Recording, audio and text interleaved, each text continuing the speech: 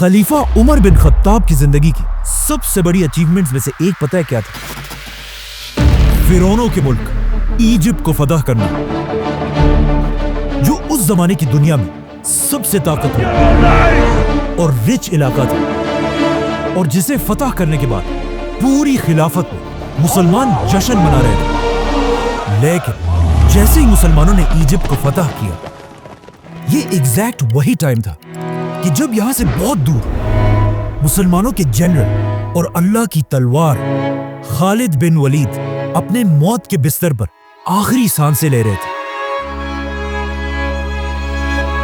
But wait, let's go back. इस सब से 4 साल पहले खलीफा उमर ने खालिद बिन वलीद को मुसलमानों की फौज से निकालकर उन्हें खिलाफत की हर पोस्ट से दूर रहने का हुक्म दिया था, जिसके बाद खालिद बिन वलीद आराम से सब कुछ छोड़कर अपने घर चले गए। लेकिन इस टाइम को भी उन्होंने वेस्ट नहीं किया, क्योंकि उन्हें पता था कि उनकी सारी जिंदगी इस्लाम के लिए जंगों में गुजरी है। तो अब पहली बार उन्हें टाइम मिला कि वो तलवार को छोड़कर कुरान को स्टडी करें। लेकिन अपनी ये जिंदगी भी खालिद बिन वलीद सुकून से नहीं गुजार सके,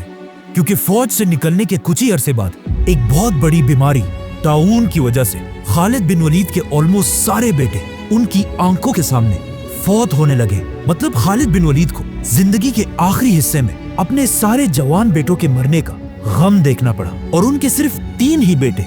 जिंदा रहे, जिनमें से एक बाद में खलीफा अली रज़ियल्लाहु अन्हु की फौज में जंगे सिफ़ीन के दौरान शहीद हो गए। खालिद बिन वलीद की वफात से पहले लोग दूर दूर से आकर उनसे आखिरी बार मिलने लगे,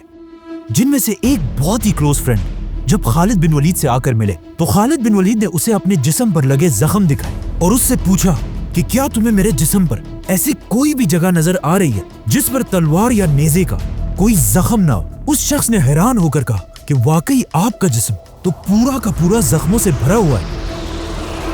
जिस पर खालिद बिन वलीद ने अपने इस दोस्त से कहा कि क्या इन जख्मों को देखकर तुम्हें समझ नहीं आ रही कि मैंने हर जंग में शहीद होने की बहुत कोशिश की है,